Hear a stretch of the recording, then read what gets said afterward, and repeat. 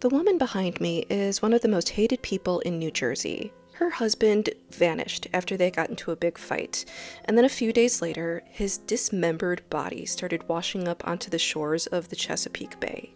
This is the story of Melanie MacGuire, also known as the Suitcase Killer. Reminder, I tell a lot of dark true crime stories on this channel, so viewer discretion is advised, but follow along if you want to hear more. So this is Melanie MacGuire. Melanie was a respected nurse who worked at a fertility clinic. She got married to Bill MacGuire, who was a Navy veteran. They lived in New Jersey, and they had 2 sons together. Melanie claims that their marriage had been falling apart for a while. She claims Bill had a big gambling problem, a terrible temper, and would get violent with her. And Melanie started having an affair with a doctor who worked at the fertility clinic with her. Then on April 28, 2004, Bill MacGuire goes missing. According to Melanie, her and Bill had an explosive argument that resulted in him becoming aggressive with her. Like, he slammed her against the wall and punched her and tried to suffocate her with a dryer sheet, she claims. And then he left the house and she didn't know what happened to him. The day after the argument, Melanie met with divorce lawyers and tried to get a restraining order against her husband Bill, but she did not report Bill missing.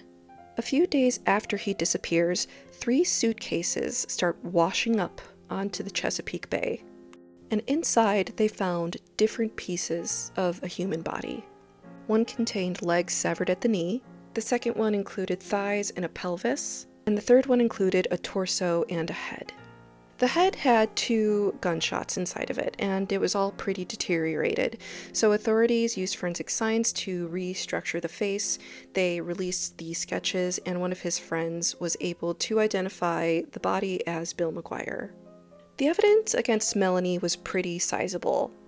Like, Melanie purchased a .38 caliber handgun just days before her husband vanished, which was the same used in his murder. They also found super sus Google searches like how to commit a murder and undetectable poisons, and a garbage bag found with the body matched a roll from Melanie's home.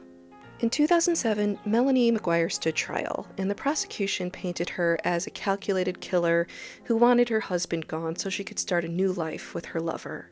Melanie denied everything and claimed that Bill was violent and left on his own, and that somebody targeted him because of his gambling debts. The jury did not buy it. After 14 hours of deliberation, she was found guilty and sentenced to life in prison. But Melanie MacGuire maintains her innocence to this day and claims the Suitcase Killer is still out there.